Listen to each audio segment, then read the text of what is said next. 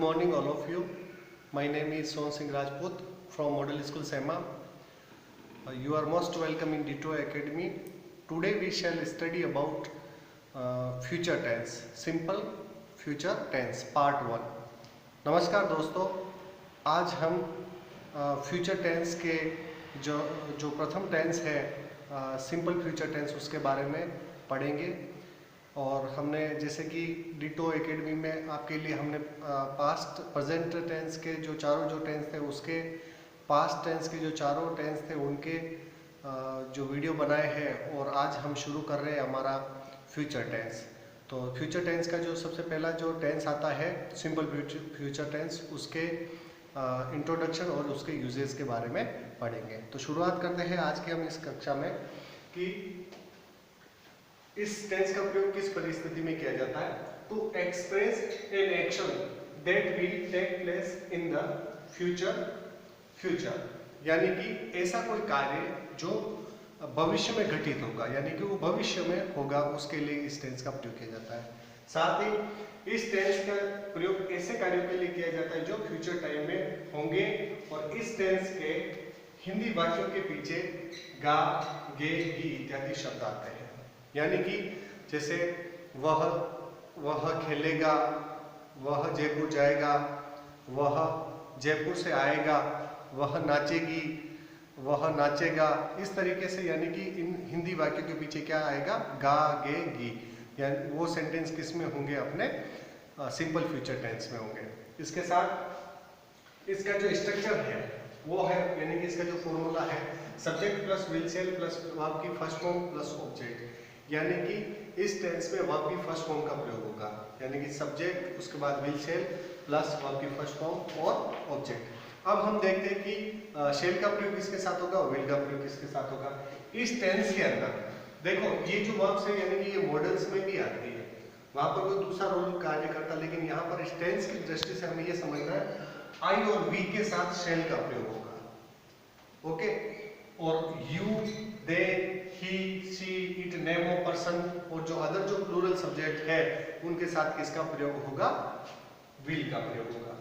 ठीक है, और आई और वी दोनों के साथ किसका होगा, शेल का, और बाकी के हैं हमारे सब्जेक्ट जो you, they, he, she, it, name of person और जो प्लूरल सब्जेक्ट होंगे उनके साथ विल का प्रयोग होगा।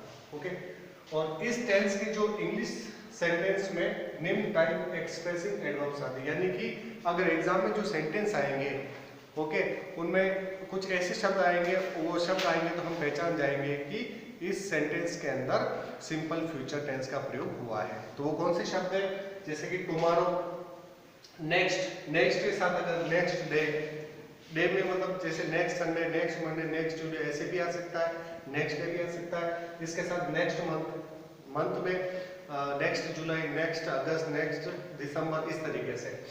और उसके साथ नेक्स्ट ईयर, जैसे कि नेक्स्ट यानी कि अगले साल। ओके, तो इसमें भी इनके आगे क्या आएगा, शब्द नेक्स्ट आएगा। उसी तरीके से नेक्स्ट वीक, अगले सप्ताह। तो यानी कि आपको अगर इंग्लिश के जो सेंटेंस होंगे उसमें इस टेंस को दर्शाने वाले टाइम एक्सप्रेसिंग एडवर्ब्स होंगे टुमारो, और नेक्स्ट के साथ डे, मंथ, ईयर कोई भी आएगा तो वो इस टेंस के अंदर गिना जाएगा। जैसे मैंने यहाँ पर दो एग्जांपल लिखे, जैसे कि Ram will go to Jaipur next Sunday. Okay, हाँ, ये सिंपल सेंटेंस है, राम अगले रविवार जयपुर जाएगा। क्योंकि गा क्यों बोला हूं मैं, क्योंकि फ्यूचर में जो भी सेंटेंस आएंगे उसके पीछे गा, गे और गी इत्यादि शब्द आएंगे। दूसरा एग्जांपल लिया मैंने, आई शैल प्ले फुटबॉल नेक्स्ट वीक, मैं अगले महीने फुटबॉल खेलूंगा, यानी कि गा गया इसके पीछे। अब हम देखते हैं कि ये तो हमारा हो गया इसका इंट्रोडक्शन। अब देखते हैं कि किन परिस्थितियों के अंदर इस टेंस का यूज किया जाता है। तो यूजेस के बारे में सबसे पहला क्या है, भविष्य में होने वाले एक्शन के साथ, यानी कि मैंने पहले बता दिया है कि भविष्य में अगर कोई हमारा कार्य होगा उसको शो करने के लिए इस टेंस का प्रयोग होगा। जैसे कि ही विल हेल्प यू, वह तुम्हारी मदद करेगा। Okay, she will arrive at 6 o'clock, वह 6 बजे पहुंच जाएगी। ओके, ये आया पीछे, तो she will arrive at 6 o'clock, यानी कि वह 6 बजे पहुंच जाएगी। ओके, अब दूसरा क्या आता है, इसका यूज किसमें किया जाता है, कंडीशनल सेंटेंस, यानी कि जो शर्त सूचक है ना, वो जो कंडीशन रखते हैं, शर्त रखते हैं, ऐसे वाक्यों में प्रिंसिपल क्लाउज में, यानी कि आप हम क्लाउज का जो चैप्टर है उसके बारे में पढ़ेंगे, उसमें दो होते हैं पार्ट उसके सेंटेंस के, मेन क्लाउज, प्रिंसिपल क्लाउज और सबऑर्डिनेट क्लाउज। ओके, तो यहाँ पर जो कंडीशनल जो सेंटेंस होंगे उसमें शर्त सूचक वाक्यों में जो अपने जो प्रिंसिपल जो मेन जो उसका पार्ट होगा उसमें फ्यूचर टेंस का प्रयोग किया जाता है। जैसे कि if you come here I shell help you, यदि तुम यहाँ आते हो तो आई शैल हेल्प यू, मैं तुम्हारी मदद करूंगा। ओके, तो मेन वाक्य क्या, मदद करूंगा, है ना।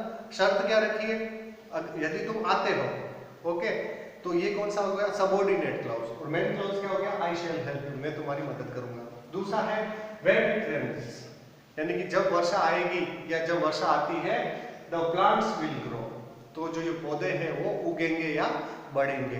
तो शर्त क्या है हमारी, व्हेन इट रेन्स, अगर बारिश होती है तो पौधे बढ़ेंगे, यानी कि मेन हमारा जो सेंटेंस है क्या, द प्लांट्स विल ग्रो, यानी कि ये प्रिंसिपल क्लाउज हो गया हमारा।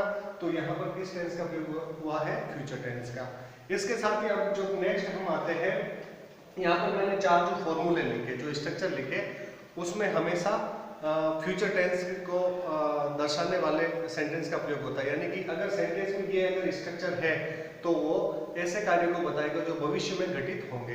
जैसे हम पहले है सब्जेक्ट प्लस हैज़ प्लस उस हैज़ के बाद टू और उसके बाद वर्ब की फर्स्ट फॉर्म। एक बात ध्यान रखना, टू के बाद हमेशा वर्ब की फर्स्ट फॉर्म का प्रयोग होगा, और मॉडल्स कभी भी सेंटेंस में आता है उसके बाद हमेशा वर्ब की फर्स्ट फॉर्म का प्रयोग होगा, इस बात का आप ध्यान रखें।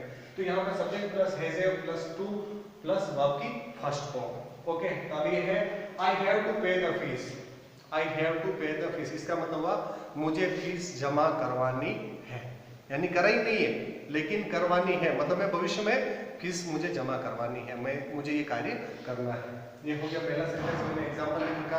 दूसरा स्ट्रक्चर है इसमें subject plus is are am plus to plus verb की फर्स्ट फॉर्म, यानी कि subject plus is are am plus to plus verb की फर्स्ट फॉर्म। ठीक है, तो यहाँ पर जैसे he is to come to Haldighati, यानी कि हाँ, अगला जो हमारा सेंटेंस है, जैसे फॉर्मूला मैंने बताया subject plus is are am plus to plus verb की फर्स्ट फॉर्म। ओके, अब इसका मैंने एग्जांपल लिखा, he is to come to Haldighati, वह हल्दीघाटी आएगा। ओके, तो यानी कि ये भी भविष्य में होने वाला कार्य है। अगला जो स्ट्रक्चर है उसमें subject plus is are am plus about plus to plus verb की फर्स्ट फॉर्म। ओके, तो इसका मैंने एग्जांपल लिया, the patient is about to die, यानी कि मरीज मरने वाला है, मरा नहीं है लेकिन भविष्य में क्या करेगा, वो मरेगा। ओके, तो इसको दर्शाने के लिए जैसे कि the patient is about to die, patient बनने वाला है। ओके, तो इस तरीके से आप बहुत सारे सेंटेंस बना सकते हो इस स्ट्रक्चर के आधार पर, क्योंकि ये स्ट्रक्चर सारी जो स्ट्रक्चर फॉर्मूला है वो ये शो करते हैं कि वो कार्य भविष्य में होंगे। चौथा हमारा जो स्ट्रक्चर है subject plus is are am plus going plus to plus verb की फर्स्ट फॉर्म, इसका हम सबसे ज्यादा प्रयोग करते हैं, यानी कोई प्रेजेंटेशन देते हैं हम, है ना, respected principal sir, teachers and my dear brothers and sister, I am going to present a story in English. Okay, तो इस गोइंग टू का जैसे कि subject plus is are am plus going plus to plus verb की first form, जैसे मैंने example लिखा, I am going to tell a story, मैं कहानी सुनाने जा रहा हूँ। ओके, यानी कि वो कार्य हम भविष्य में करने वाले हैं। तो इस तरीके से दोस्तों आज के इस पार्ट में हमने फ्यूचर टेंस के बारे में पढ़ा, उसके इंट्रोडक्शन के बारे में पढ़ा और उसका किन परिस्थितियों के अंदर यूज किया जाता है उसके बारे में पढ़ा। नेक्स्ट पार्ट जो बनाएंगे उसके अंदर हम इस टेंस के जो सेंटेंस है affirmative, negative, interrogative yes no, interrogative WH type और इंटेरोगेटिव नेगेटिव सेंटेंस को कैसे हम हिंदी के सेंटेंस को इंग्लिश में ट्रांसलेट कर सकते हैं या फिर इंग्लिश के सेंटेंस को कैसे हम हिंदी में ट्रांसलेशन कर सकते हैं, इसके बारे में विस्तार से चर्चा करेंगे तथा प्रत्येक सेंटेंस के स्ट्रक्चर के बारे में पढ़ेंगे। तो आशा रखता हूँ कि आज का हमारा जो ये पार्ट था आपको पसंद आया होगा। तो हमारे वीडियो को अधिक से अधिक लाइक करें और हमारा जो ये यूजफुल बहुत ही उपयोगी सभी छात्रों के लिए है जो लॉकडाउन की वजह से पढ़ाई नहीं कर पाए हैं तो इस चैनल को सब्सक्राइब करें। धन्यवाद।